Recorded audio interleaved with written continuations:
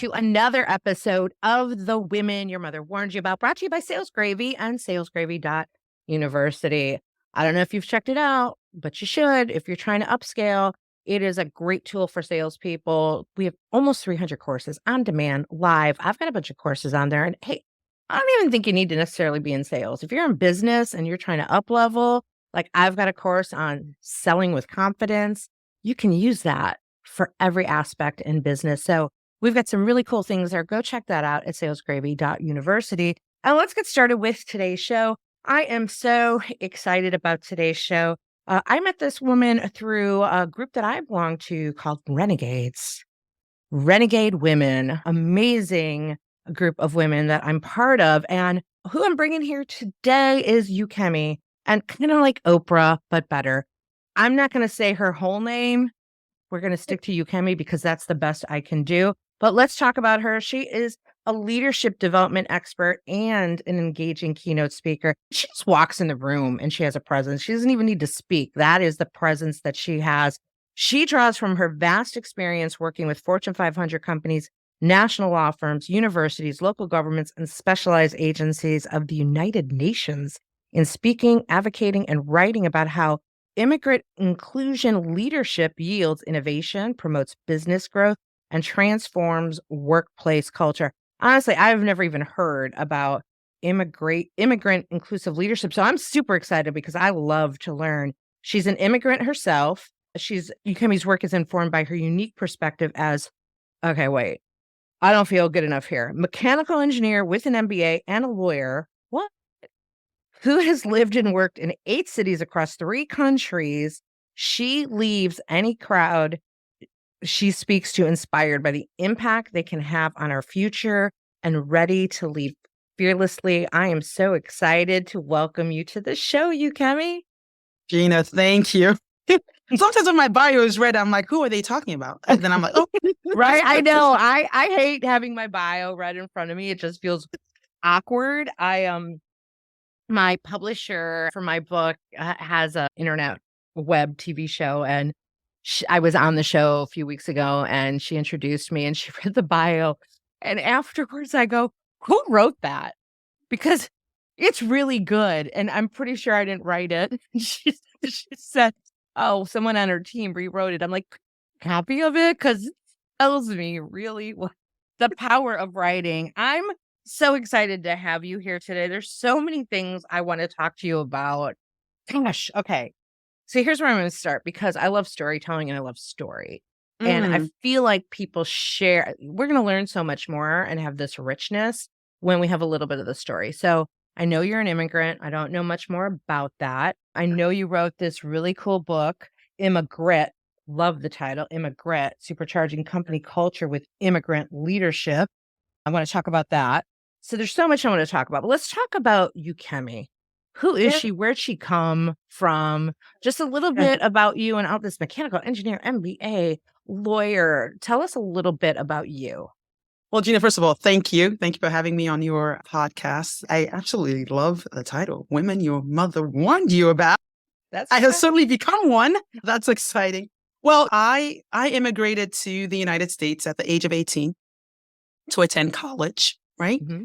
It was a very unique opportunity for a female to be coming to college in the United States, right? Nigeria, colonized by the Brits. Women, we go to school, but we end up married, the traditional path. Mm-hmm. And having been one of 4 girls was just all about women empowerment. He's educated himself. My mom did not get her education till later on in life because as a young Black girl in Nigeria, she could only go but so far just to get her English and to understand writing. That was it. They invested money more in the men. So coming to school in the United States was a great opportunity. And I immigrated here, went to the University of Maine. Obviously, when you come here from so far away, there's only a short list of things you can be that are acceptable for your parents to be investing all that money in, and a girl. So the list, doctor, engineer, lawyer. So I chose engineering. I went to math camp growing up. I didn't go to band camp, but kind of a STEM kid. My dad's a biochemist himself, so was very big on STEM. and graduated from college of mechanical engineer. But when you immigrate here at 18, you just have this world of dreams. You think you can be anything and that's fine. But as an immigrant, some of those are limited by immigration policies, immigration visas. Where can Yeah. you work? Where can't you work? And that hit hard after Yeah. I graduated, right? I didn't Bet. have the same unlimited Yeah. opportunities as my other classmates that were born in this country. And the question always came up, could I have gone back to Nigeria or stayed here? Absolutely. But I made the decision to stay here because of, again, the freedoms that kind of came with being a female mechanical engineer in this country. And so I started my career as an engineer and then pivoted probably about 6-7 years in to deciding I don't know that I want to be an engineer for the rest of my life. I loved it in school. I still think very much in mathematical. Everything has a process. Everything has some math behind it. I still think that way. But as I thought about impact and as I thought about the clothes I preferred to wear, law, and the shoes I preferred to wear, law was just a better fit for me. Let's be real. I know. Let's be real. Let's be real. Law was just a better fit for me. And I had run out my work visa at that point and I was just at a very pivotal point as an immigrant deciding what I wanted to do. So I decided to restart the clock and I went to law school. And now I'm a lawyer. I'm an innovation lawyer, which basically just means I help bring new products and services to market. So I still work with engineers and scientists and people that invent things. And so it's kind of a nice symbiotic relationship where I'm on the other side of what I used to do. Yeah. And 2 years ago now, added another thing to my world that I just never anticipated, but it has been so fun to think about changing systems. And that is I ran for office and became an elected official for my city and get to help shape policy and draft ordinances that impact our city in the future. That is so awesome. And what city is that? The city of Upper Arlington. It is a suburb of Columbus, just about 10 miles northwest of Columbus, Ohio. Buckeye State, go Bucks for any football players. H-I-O. There you go. And so it's about 36,000 residents, 105-year-old city. So great city. I love Columbus. I have driven through Columbus quite a few times when I lived in Chicago on my way to Cleveland. Columbus is a great city. Oh, it really is. Yeah. Okay, so we got that going on. Now, when you immigrated, did you come by yourself or did your family come with? Where's your family? I did. Now, I had flown before, but I have never flown alone, right? You're always flying with your parents. But the way things worked out, there were other kids at home that my parents had to get off to school. Yeah. I just had to come by myself. Yeah. And so I braved that journey. Are they still there or did they follow you? Yes. So my parents, they're still there. They now split their time because all my sisters at some point ended up on this side of the Atlantic. We all came to college here in the United States. One sister has immigrated back. Okay. So she's done the reverse. So she went back to Nigeria after working here for a few years. She decided to go back. And two of my sisters are here, one in Atlanta and the other in Houston. So we all just kind of oh my goodness, found our ways, made our mark. And yeah. I love it. So when your parents are on this side, it's like, oh my gosh, so many cities, so many daughters, so many cities. Yes, correct. My gosh. And they sure do make the trip. And we're fortunate that they are in great health and are able to do that. Yeah. That is so great. So I don't know which to tackle first. Let's talk about the book because things that came up for me, right? The book really covers this why immigrant leadership matters for a thriving company culture. And I'd like to dive into it, plus the inspiration behind that, because again, I think about all these other DEI things going on in the world and underserved and things like that. But then immigrant, right? And that covers like a whole other spectrum because my mom was an immigrant. And so I understand that some of the immigrant struggle of what it was like for her to come to this country as a German in the 1950s, post-World War II, being called a Nazi, not speaking the language, a very religious family, and having to adapt and having all these challenges coming up. And there's all kinds of immigrant stories out there. But why this book? What inspired it? And why does this help a company culture thrive? Just your mom's story almost encompasses what really inspired that book, right? And while as immigrants, we're not a monolithic group by any means, and I say this in Right. the book, we're not a monolithic group, but we all share this similar experience of coming to a new country, and it doesn't have to be the United States, any country that you immigrate to, right? Coming to a new country that forces rapid adaptability, right? Mm-hmm. Doesn't matter what your socioeconomic status is when you come, it takes a great deal of understanding resourcefulness, right? Building new networks. All these are the greatest skills that you need in leaders. And yet there is something like 3% of Fortune 500 CEOs are immigrants, and which is kind of like crazy for a country that is the land of immigrants, right? The United Yeah. States led the movement on Yeah. Right. immigrants, Right. right? And yet we don't see it reflected in our company culture. But back to what inspired the book.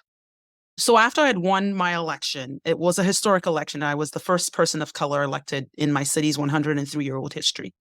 That led to the distinct honor of the school, University of Maine, which I immigrated here to attend, calling me and asking me to give the commencement speech in 22, right? Wow. That 2022, so this was last year, that 2022 commencement speech involved the 2020 and 2021 classes, which for those of us that have short-term memory that don't remember 2020, it was COVID. Pretty much these graduates did not have a traditional college experience, did not have the traditional graduation. And so this graduation was formed for them.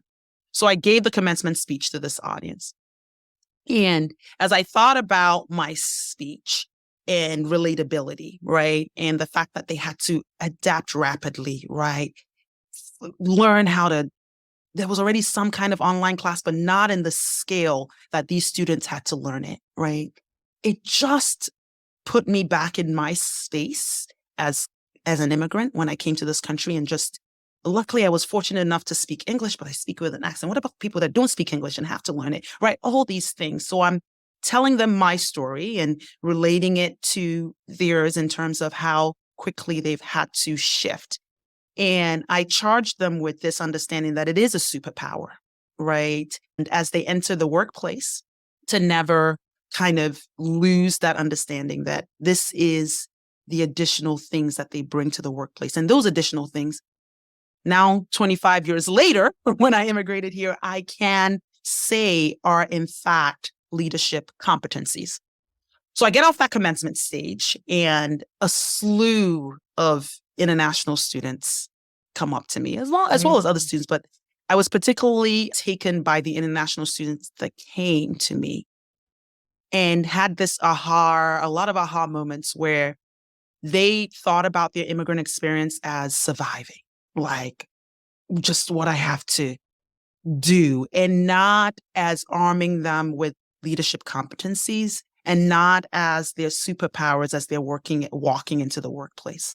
And I realized that for me as well, even though now I know it is one of my superpowers, I realized that I didn't think that way too when I was in their shoes, right? Mm-hmm. Mm-hmm. It took kind of like reiteration in the workplace to understand this. And so I went looking for a book to recommend to them because this is how I mentor. And there was a lot of books written on how to change the immigrant themselves, and not a lot written to leaders to understand. And you see, we do this all the time, right? We seek to change people rather than change systems.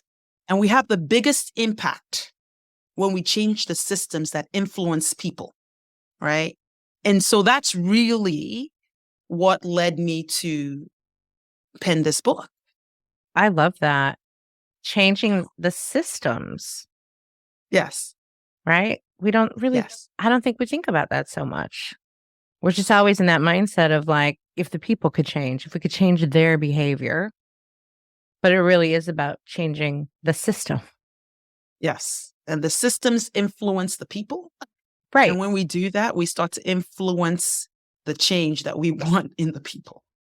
So powerful. So you see there's no book, you see a need for it. You put yourself out there and you're like, I'll write the book to help these Yes. leaders. And there's a couple things I want to jump on. Number one, because it was interesting that you pointed out, and I think this is universal, right? I don't think it's just about immigrants either, is sometimes we don't see our own attributes that we bring to the table, or we don't see our own competencies, but you add the immigrant piece to it and thinking about yourself back when you were in college and not seeing your own value, maybe, or your own competency. That's one component of like helping them with that. But in your perspective, what are the other attributes that they bring to the table that organizations could benefit from?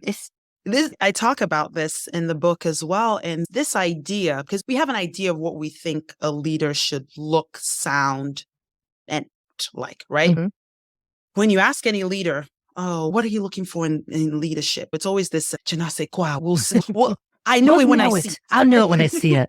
I feel it in my bones. You got We've got to sound a certain way, right? We got to act a certain way. Now, that sound a certain way impacts immigrants the most because we have an accent bias in this country. Yeah, 100%. And English is not a measure of intelligence. English is simply a skill. Just like you learn math, just like you learn chemistry, it is not a measure of intelligence. And so we've got to adjust that mindset. Specifically, what the immigrant brings too is when they also speak, when we let them speak the way they speak, it sounds counterintuitive, but you're more likely to actually listen and focus in when you have to pay attention. There's some people, like, we might have different prospects that we're talking with too internally. And sometimes someone will be like, I can't understand them. I can't understand them.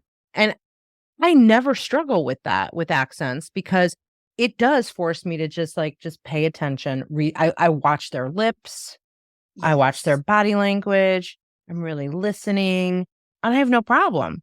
Now, if I didn't understand, I'll just say, hey, could you say that one more time? Because I didn't quite understand it.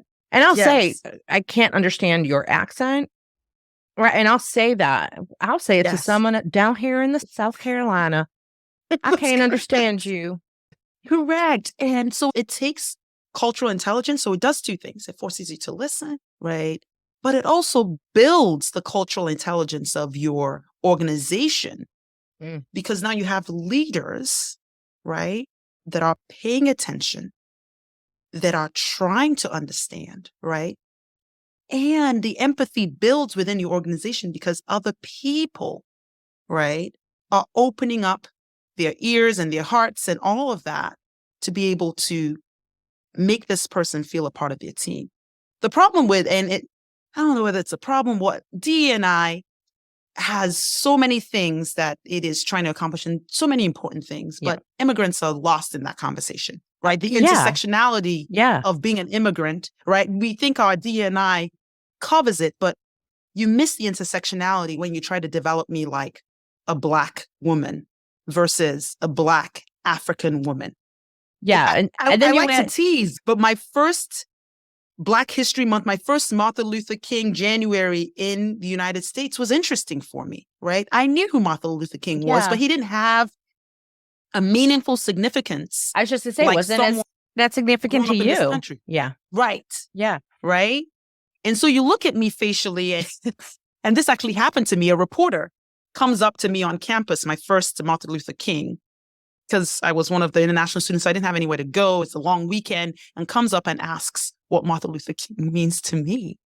And there's this dead pause because I'm like, not much compared to someone that grew up here.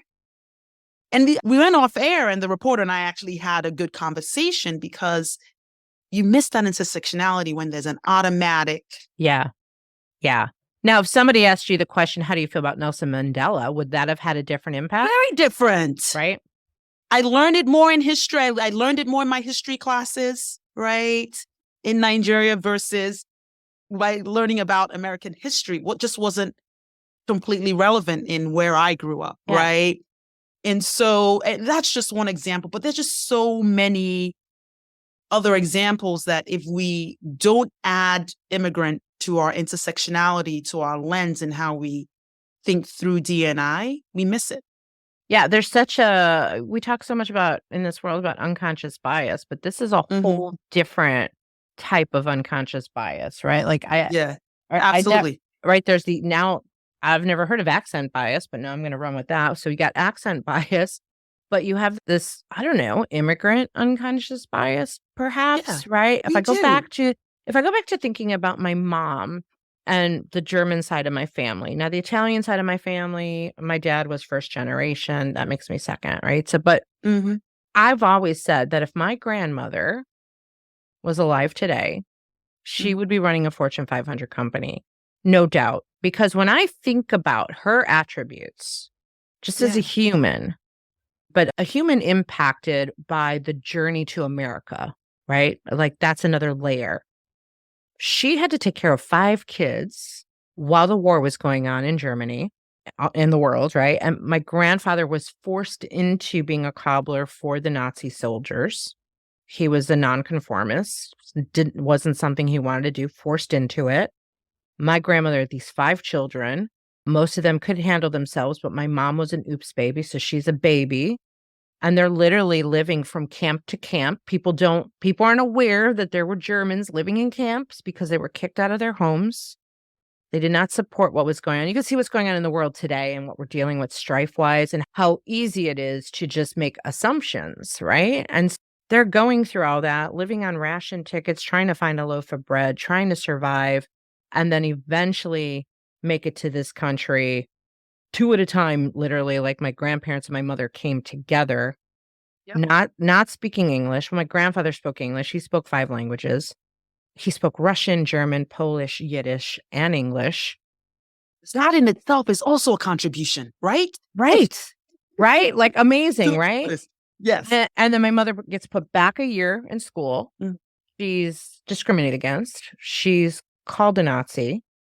She learns the language. She gets ahead of the class. She gets put back to where she should be.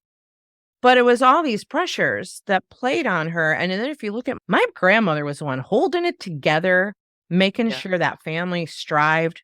They got to this country. Somehow they found a sponsor to get them here. They followed the path. They got here. They worked it off. They worked off the sponsorship. A doctor sponsored them. Right. And that entire journey, that resilience to keep pushing through. I think those are some incredible attributes that maybe companies don't think about or recognize. And of course, the rhetoric and the propaganda and immigration is a hot button issue, right? Every election cycle. Right. So it doesn't help all the bias that comes with it, right? But here's the thing. 1 in 5 people in the workplace by 2035 is going to be an immigrant. And we define an immigrant as someone that is growing up that's in a country that they were not born in, right? 1 in 5 people by 2035. So it's something that our workplaces need to figure out. They need to, they have to figure out a plan for it. So let's shift to that and talk about what are some things that business leaders can do to understand how to leverage the power of immigrant leadership to drive the innovation and the growth in an organization. What are some things that you would recommend? So the first things is elevate them to leadership and let them lead in their style, because we have leadership development programs. So what are really leadership development programs? I'm trying to bite my tongue and not say something inappropriate about who creates you in the leaders. way that we want you. Let me tell you about our leadership program for all of your leaders. This is how we're going to lead. Okay, I'm sorry. You get it though, right? Yeah. So it's like those canned leadership development programs, they don't work for anyone. If anything, they're especially terrible for immigrants. Why so? You're not going to change an accent. You're not going to change an accent overnight, right? You're not. You have to redefine how communication happens, right? And if we understand communication basically as, was the information conveyed, and did you understand the information conveyed? That's all that's the basics that communication needs to be, and not, it needs to be delivered in this certain way. It needs to be written in this style, spoken in this style for it to be seen as you've communicated. You do that and you lose an immigrant in that leadership pipeline probably 50% of the time, right? There's a lot of we've done a lot of work already in corporations around emotional intelligence, right? But not very much around cultural intelligence. And so thinking about systems, companies and leaders themselves need to start going through training on cultural intelligence, on building their intelligence. I can't tell you, and I'm not saying that everybody should know the world map, right? But Nigeria is no small place, but I can't tell you sometimes how many times I hear, oh, Nigeria, how far, can you drive to South Africa? We're in 2023. You know what I mean? And then learn your geography. So I don't know whether that starts further back in further back in our education system on how but we are becoming a global world, right? Yeah. This Great immigrant movement is point. not just happening in the United States. Yeah. By the PS, the world's not flat. PS, the world is not flat, right? Canada is boosting up their immigration, right? We have seen stuff happening in Europe, like Asia, like now that talent can work from anywhere. If you want to get talent, and there is a lot of people that work virtually across continents, even in these Zoom chats, we need to be culturally intelligent, right? And it impacts even how we run from when we set up our meeting times, right? We're so like US centric in our time. It's like if you're going to have someone on your team from Japan, that time may not work. You may have to be the person adjusting, right? So that we come up with common grounds. So cultural intelligence is another very big part in the shift that companies need to have.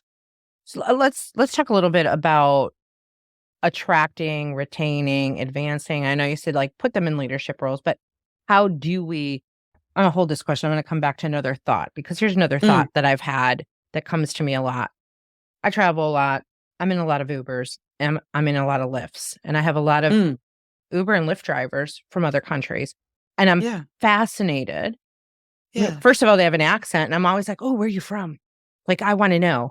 I'm just a curious like child. I'm like, where are you from? And then we get into a deep conversation, like, how's it been living here? And how long have you been here? And just the curiosity factor, I think, helps with that cultural intelligence, because I learned so much about the country that they're from, the path that they walked. These are people who are doctors and lawyers and engineers in their own countries, that they were educated that way. Then they come to this country and they're driving an Uber. And I'm like, why are you driving an Uber with all of this talent that you have? Yeah. Right. And so we don't get deep enough into the conversation, because then they drop me off. But right, there's this, I'm so fascinated because the talent is there. So how can companies attract the talent once they're culturally intelligent? So great point on cultural intelligence. I talk about curious conversations and how you have them, right? Because those curious conversations do, in fact, boost your cultural intelligence. But on the attracting talent piece, I love that you mentioned this, because drawing right into the book, I talk about another bias that we have is education bias here in the country. Yes. And it's tongue in cheek, but this is just my writing style and how I am. But I say something to the effect that I don't care whether you learn the law of gravity in German, Arabic, Russian, or Ibibio, which is the language I speak. The law of gravity is the law of gravity in any language, right? The human heart is in the same place in the human body in any country, right? And so whether I go to MIT to learn the law of gravity, or I go to Federal University of Technology in Nigeria to learn the law of gravity, right? By the way, both schools are similar in their country, right? Futo in Nigeria is the MIT of Nigeria, right? As you have the MIT of America, and there's the MITs of China, and there's the MIT of German, right? Yeah. Let's get to know them. Let's understand what these educations are. And let's get rid of the fact that just because an engineering degree is not from the United States, right, doesn't mean that this person doesn't understand engineering concepts, right? Same thing with our doctors, right? And part of the problem is our certification processes in this country. Yeah. That I have heard that in an Uber. Yeah. Yeah. I'll speak to the engineering one because I'm an engineer, right? There's the professional engineering certificate, for instance, requires that you get your engineering degree from a American certified school or university, whatever, right? Your transcript that has to be this. Well, you're only certifying schools here, not so either we have to look at the certification process. Yeah, interesting. Or companies can no longer rely on certification processes to say that's what they kick out of their system. Oh, must be a PE or must be this. PE, by the way, is professional engineer, right? Must be this. Well, if you have, that means you have an education bias without whether you consciously know it or don't know it. Yeah. So let's start peeling back on what it is that we're asking for in talent, right? Versus what we're getting because we have all these barriers with our systems, right? That's fascinating. So, okay, I get rid of my education bias. I become open to understanding certification throughout the world. Yes. Yes. How do I then seek Attract. out or attract or bring in? What are some of the things that maybe are different when it comes to attracting an immigrant versus an American or someone country?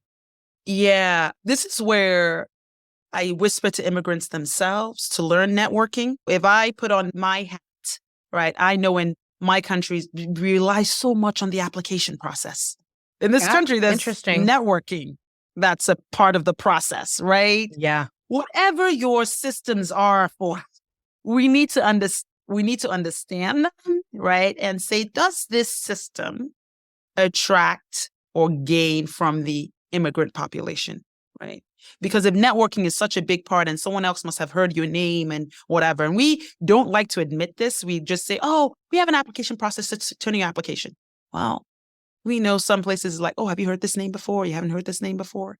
And let's add that name on the resume also gets immigrants kicked out. Oh, right? that's it. Is that a name bias? Would you call it that? I might as well just coin it that, right? You should. It also matters, right? And I know companies are already doing a great job at eliminating the name and just kind of focusing on what's on the resume. But if networking is the thing, I tell a story about, and then in the interview process, right? This is really where the accent bias matters. I tell a story in my book of a former colleague that was part of this recruiting team. And they were tasked with narrowing down the group of applicants to 3 people, right? So they did this for their team. They narrowed it down. And then their boss had to make the call to schedule them to bring them in for interviews. Well, one of the candidates, apparently, the people that narrowed down the resumes didn't know this, but one of the candidates had this accent, this thick accent. So boss calls him up and says, oh, thanks for doing the work. I used veto powers to eliminate one because I couldn't understand her on the phone trying to schedule her in for an interview. I just don't know how she would make it through an interview process, and I don't want to waste people's time. Yeah.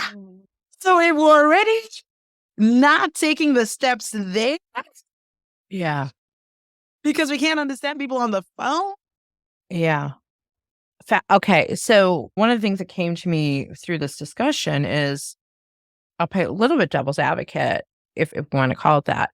I think there's got to be a 2-way adaptation plan here. Of course. Because one of the first things I learned the first time I went overseas, I went on my first overseas trip with a bunch of girlfriends, girls trip, first time to Europe. And we had this really amazing coordinator, the lady with the flag who walks around. Here we are at the Roman Colosseum, right? That lady. And she said, the first thing she said to us, you are not in your own country anymore. You are somewhere else. You're in someone else's country.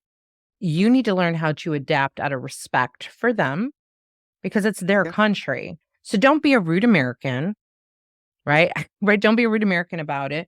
Try to speak the language in some way, right? So with every country we went to, like we were in the hotel room, we needed pillows. I'm like, literally, you heard all the nasty things about French people. And I got my dictionary and I'm trying in French to ask for a pillow.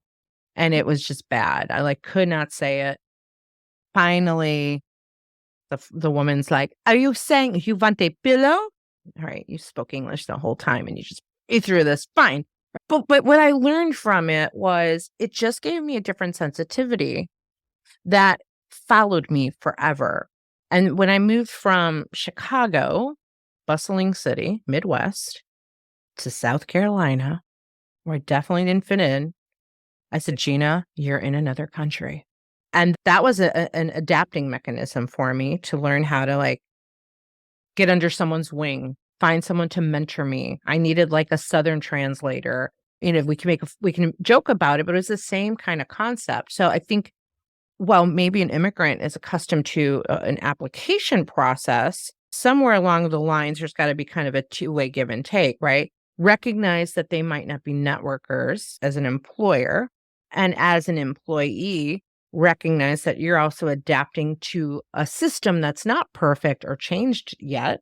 And so maybe you need to go somewhere to learn how to network along those lines, right? I think it's got to be this two-way street of understanding.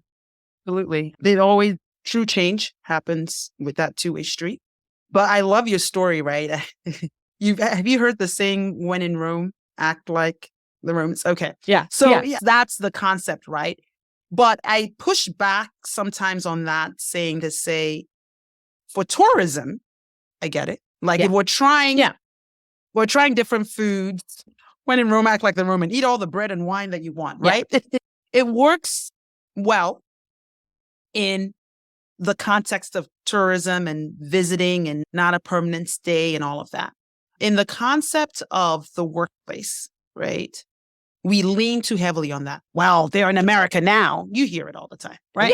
Yeah. Absolutely. That's why I said this was a devil's advocate kind of thing. Yeah, they're in America now. And we have to realize most of the times that the immigrants coming to the workplace are not, quote unquote, fresh off the boat, because our immigration process doesn't work that way, even though people tend to think it does, right? Anyway. The highly skilled, and that's the big bucket that our immigration policies are targeted to getting, which is highly educated, contribute to your innovation in some way, blah, yada, yada. So they have some kind of undergraduate degree, have some kind of a work experience, that kind of stuff. In the workplace, those are generally the high skilled immigrants that you're getting.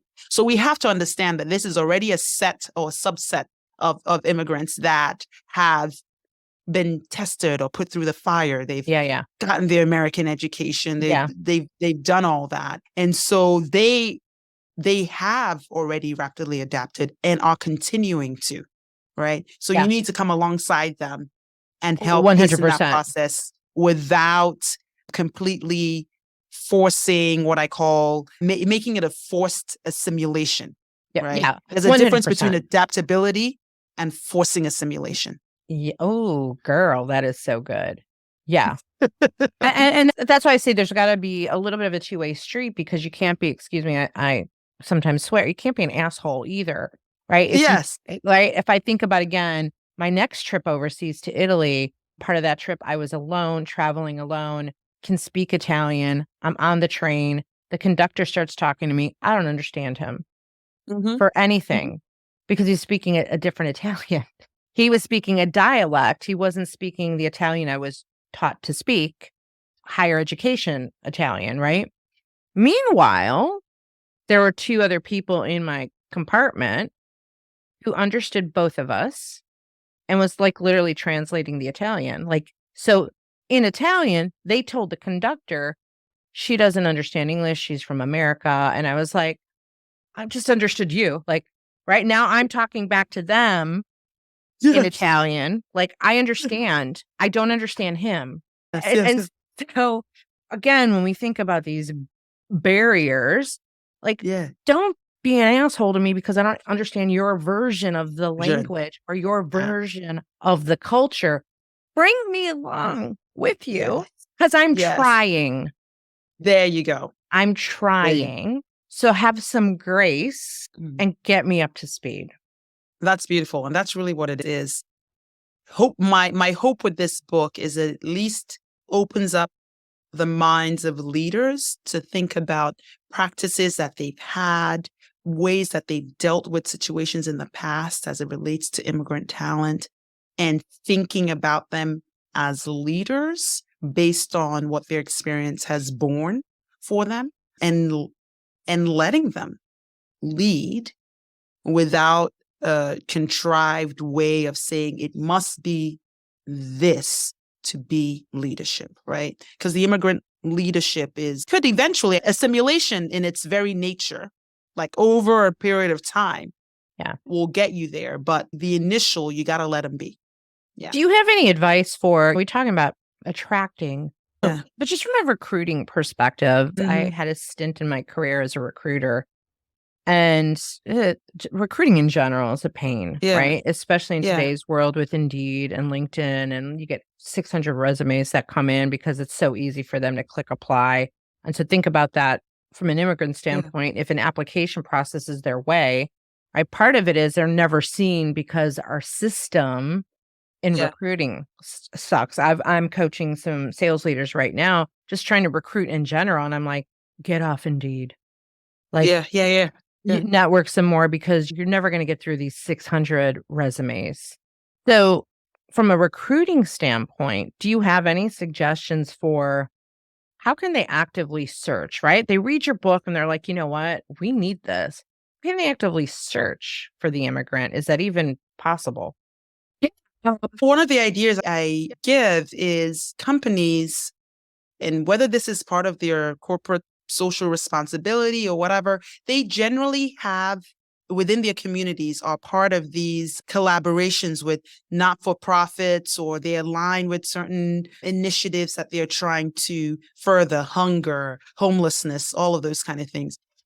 I rarely see organizations as part of their CSR strategy or just their kind of plug in with the community, think about New American nonprofits, refugee entry programs into the state. Columbus, for instance, has a large New American population, right? Minnesota, for instance, has one, right? But we don't see these corporations plug into those non-for-profits, because that's where the immigrant lands. Like they go for workforce development, right? And hope that maybe they come into workforce development. But sometimes these are groups that kind of stick together or find. And it's incumbent on talent managers, recruitment managers to look at creative ways to get at this population. And I think that's one of the ways to do it, is to find ways to get in with these nonprofits that do that work, that welcome them here. I don't know if you've ever been to a naturalization ceremony. I became a naturalized citizen. Gosh, what's that? It was 2017. I don't know how many years ago that was now. Time's moving fast. But I'd been to a couple of naturalization ceremonies before that. And mine was just particular. There were organizations there that I'd never heard about that support the immigrant community that I was just like, this is such a rich network that more companies and corporations should know, should learn about, should support. There's also ESL kind of programs and languages, so English as a second language, that community colleges or whatever programs put on. That's another great way, because like I say, again, English is a skill. If they're in ESL, they're already learning that skill, and it's just a matter of supporting through that and then giving them the experience to actually speak more. So, so they learn the skill of English. Well, awesome suggestions, because I think we can equip anyone in talent acquisition to find ways to find the talent. In general, it's hard to find talent. When you think about the talent and the attributes that an immigrant does have, and that is another pool that you're not thinking about, you got to go for it. I've not witnessed the naturalization ceremony, but I've heard about my mother's, because my mom became a citizen in the 60s. But kind of the thing I remember her talking about, she's no longer with us, but and then I had an aunt who became a citizen like at 82. I'm like, I don't know why she waited so long. And I'd said to my mom, I'm like, did you know that Aunt Selma she became a citizen? I'm like, was she not a citizen? She's like, she wasn't. I'm like, your brothers and sisters just told me you're the only, at the time, my mother was the only one who became a citizen, but what she shared with me is that she knew more about the country than Americans, which was funny because Absolutely. You have to take a whole test. yes, You have an oral interview where they legitimately ask you questions like, who's the Yeah. president? Like all this stuff, a civics test. yeah. Could you imagine if like we all had to go through that? You're born here and you should have to go through that to stay a citizen. How about that? That would be something. Right? Or you have to leave. I'm sorry. You didn't pass. We're going to ship you out. When did your book come out? Next year. Originally, we're thinking spring, but it may be June, which is Immigrant Heritage Month. Oh, Timing it up with that. And listen, like the editing process, it is about to take every single hair. Girl, and my hair is short already. My book comes out in June. It is a process. It's a process. It takes longer than you think, but it's been an incredible process, incredible honor to be able to have interviewed not only immigrants for the book, but HR professionals, talent professionals. And I dream of the impact that it will have. And I just hope when it comes out that it does. Well, I can't wait for you to be back when we can plug and promote the book. Well, you'll have to get your podcast book tour going. Yeah, I love that. That is part of marketing a book is a whole different. That's a whole other animal. Yeah. Yes. I remember. So I will certainly love that. Yeah, that would be great. And before we started recording, we also started talking about personal brand in companies and how does that work? And I'd love to have you back for us to have a discussion about that. You and I can work on that. I'd love to bring your friend Meta, who's now my friend, and get us into that dialogue because you are two amazingly smart women that you just like literally increase my intelligence level being in the same room with you. So we'll have you back for that. And for any of our listeners, if they want to reach out to you and keep their eye out for the book, what are the best ways to connect with you? Well, LinkedIn is certainly the best way to do that. And I'm hopefully in the show notes, you have the link. Yeah, it'll be. We'll have it in there. That's the big social media platform that I play in right now for the book. But I have a website, Ukestopia, Ukstopia. It's a play on Ukes, which is my nickname, and Utopia, because there we are. We're crafting dreams and building reality. I love it. Yeah. I love it. So I have a website that people can go join the wait list for the book and just learn a little bit about me as well. Fantastic. It has been such a pleasure and honor and fun to have you on the show today. So thank you so much for making time to do this. Of course. Thanks so much for having me. This was a really fun conversation. Awesome. Hey, Warners, I hope you loved this episode, something new. Hopefully you took something new away from this and check us out at womenyourmotherwarnedyouabout.com for more information about the show. And check us out on YouTube because you can watch this episode. I tend to have a lot of crazy facial reactions, so you might enjoy that. Check that out. And of course, thank you to Sales Gravy and Sales Gravy University. For sponsoring this show. Go check out those courses. There are so many of them. And let me tell you, the investment in it is it's under $100 a month. And if you want to save a little money, don't tell the boss. You can use my promo code, Gina, Gina, and the number 10, Gina 10. So go to salesgravy.university, save a couple bucks on getting the all access pass. It's under $100 a month, even less with my code. And it has just got so much in there. I don't think we charge enough. That's just my opinion. All right. See you guys next time.